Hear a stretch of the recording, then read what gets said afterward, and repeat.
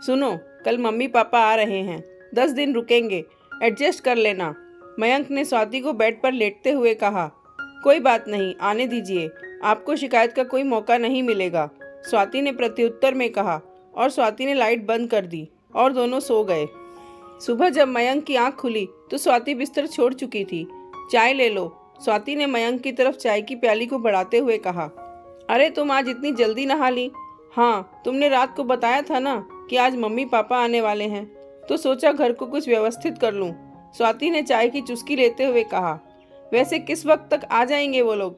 दोपहर वाली गाड़ी से पहुंचेंगे, 4 तो बज ही जाएंगे, मयंक ने चाय का कप खत्म करते हुए जवाब दिया। स्वाति देखना, कभी पिछली बार की तरह। नहीं नहीं, पिछली बार जैसा कुछ भी नहीं होगा, स्वाति ने भी कप खत्म करते हुए मयंक को कहा और उठकर रसोई की तरफ बढ़ गई। मयंक भी ऑफिस जाने के लिए तैयार होने के लिए बाथरूम की तरफ बढ़ गया। नाश्ता करने के बाद मयंक ने स्वाति से पूछा, तुम तैयार नहीं हुई? क्या बात, आज स्कूल की छुट्टी है? नहीं, आज तुम निकलो, मैं ऑटो से पहुंच जाऊंगी, थोड़ा लेट निकलूंगी, स्वाति ने लंच बॉक्स थमाते हुए मयंक को कहा। बाय बाय कहकर मयंक बाइक से ऑफिस के लिए निकल गया और स्वाति घर के काम में लग गई। मुझे तो बहुत डर लग रहा है, मैं तुम्हारे कहने से वहाँ चल तो रहा हूँ, लेकिन पिछली बार बहू से जिस तरह खटपट हुई थी, मेरा तो मन ही भर गया था। न जाने ये 10 दिन कैसे जाने वाले हैं, मयंक के पिताजी मयंक की मम्मी से कह रहे थे। अजी भूल भी जाइए, बच्ची है, कुछ हमारी भी तो गलती थी, हम भी तो उससे कुछ ज़्यादा ही उम्मीद लगाए बैठे थे। उन बातों को साल भर बीत गया है, क्या पता कुछ बदलाव आ गया हो। इंसान हर पल कुछ नया सीखता है, क्या पता कौन सी ठोकर किसको क्या सिखा दे, मयंक की मां ने पिताजी को हौसला देते हुए कहा। मयंक की मां ये कहकर चुप हो गई और याद करने लगी। 2 भाइयों में मयंक बड़ा था और विवेक छोटा। मयंक गांव से 10वीं करके शहर आ गया आगे पढ़ने, और विवेक पढ़ाई में कमज़ोर था, इसलिए गांव में ही पिताजी का खेती में हाथ बटाने लगा।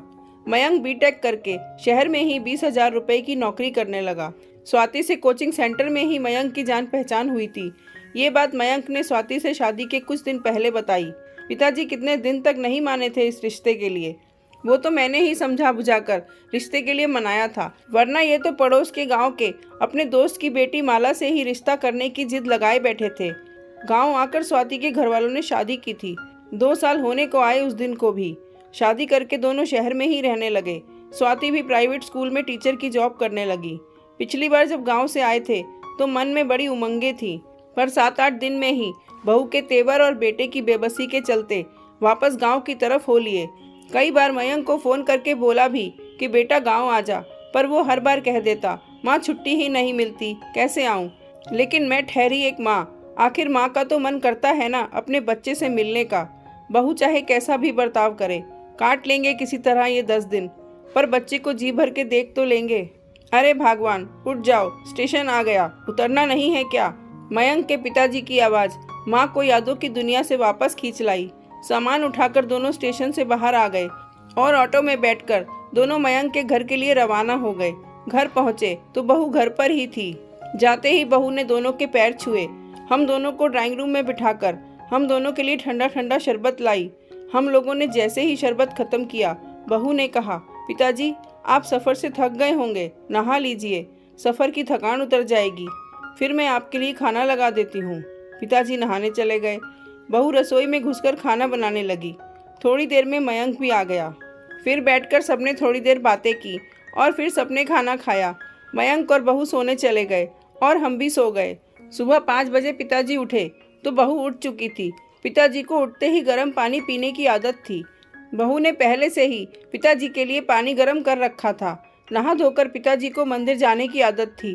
बहू ने उनको जल से भरकर लोटा दे दिया। नाश्ता भी पिताजी की पसंद का तैयार था। सबको नाश्ता करवाकर बहू मयंक के साथ चली गई। पिताजी ने भी चैन की सांस ली। चलो अब 4-5 घंटे तो सुकून से निकलेंगे। दिन के खाने की तैयारी बहू करके गई थी, सो मैंने 4-5 रोटियां हम दोनों की बनाई और खा ली। स्कूल से आते ही बहू फिर से रसोई में घुस गई और हम दोनों के लिए चाय बना लाई। शाम को हम दोनों को लेकर बहू पास के पार्क में गई और वहाँ उसने हमारा परिचय वहाँ बैठे बुजुर्गों से करवाया। वो अपनी सहेलियों से बात करने लगी और हम अपने नए परिचितों से परिचय में व्यस्त हो गए। शाम के 7 बज चुके थे। हम घर वापस आ गए। मयंक भी थोड़ी देर में घर आ गया। बैठकर खूब सारी बातें हुई। बहू भी हमारी बातों में खूब दिलचस्पी ले रही थी। थोड़ी देर बाद सब सोने चले गए। अगले दिन संडे था। बहू, मयंक और हम दोनों चिड़ियाघर देखने गए। हमारे लिए ताज्जुब की बात यह थी कि प्रोग्राम बहू ने बनाया था। बहू ने खूब अच्छे से चिड़ियाघर दिखाया और शाम को इंडिया गेट की सैर भी करवाई। खाना पीना भी हम सब ने बाहर ही किया। फिर हम सब घर आ गए और सो गए। इस खुशमिजाज रूटीन से पता ही नहीं चला वक्त कब पंख लगाकर उड़ गया। कहाँ तो हम सोच रहे थे कि 10 दिन कैसे गुजरेंगे और कहाँ 15 दिन बीत चुके थे। आखिर कल जब विवेक का फ़ोन आया कि फसल तैयार हो गई है और काटने के लिए तैयार है, तो हमें अगले दिन ही गांव की वापसी का प्रोग्राम बनाना पड़ा।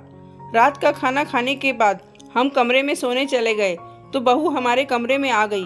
बहू की आंखों से आंसू बह रहे थे। मैंने पूछा, क्या बात है बहू, रो क्यों रही हो? तो बहू ने पूछा, पिताजी, माँ जी, पहले आप लोग एक बात बताइए, पिछले 15 दिनों में कभी आपको ये महसूस हुआ कि आप अपनी बहू के पास हैं या बेटी के पास? नहीं बेटा, सच कहूँ तो तुमने हमारा मन ही जीत लिया। हमें किसी भी पल ये नहीं लगा कि हम अपनी बहू के पास रह रहे हैं। तुमने हमारा बहुत ख्याल रखा। लेकिन एक बात बताओ बेटा, तुम्हारे अंदर इतना बदलाव आया कैसे? पिताजी, पिछले साल मेरे भाई की शादी हुई थी। मेरे मायके की माली हालत बहुत ज़्यादा बढ़िया नहीं है। इन छुट्टियों में जब मैं वहाँ रहने गई तो मैंने अपने माता पिता को एक एक चीज़ के लिए तरसते देखा। बात बात पर भाभी के हाथों तिरस्कृत होते देखा। मेरा भाई चाह कर भी कुछ नहीं कर सकता था। मैं वहाँ उनके साथ हो रहे बर्ताव से बहुत दुखी थी। उस वक्त मुझे अपनी करनी याद आ रही थी कि किस तरह का सुलूक मैंने आप दोनों के साथ किया था। किसी ने ये बात सच ही कही है कि जैसा बोओगे वैसा काटोगे। मैं अपने माँ बाप का भविष्य तो नहीं बदल सकती, लेकिन खुद को बदल कर मैं ये उम्मीद तो अपने आप में जगा ही सकती हूँ कि कभी मेरी भाभी में भी बदलाव आएगा और मेरे माँ बाप भी सुखी होंगे। बहू की बात सुनकर मेरी आंखें भर आईं। मैंने बहू को खींचकर गले से लगा लिया। हाँ बेटा, एक दिन अवश्य ऐसा होगा। ठोकर सबको लगती है, लेकिन संभलता कोई कोई ही है। लेकिन हम दुआ करेंगे कि तुम्हारी भाभी भी संभल जाए। बहू अब रोए जा रही थी। उसकी आंखों से जो आंसू गिर रहे थे वो शायद उसकी पिछली गलतियों के प्रायश्चित के आंसू थे।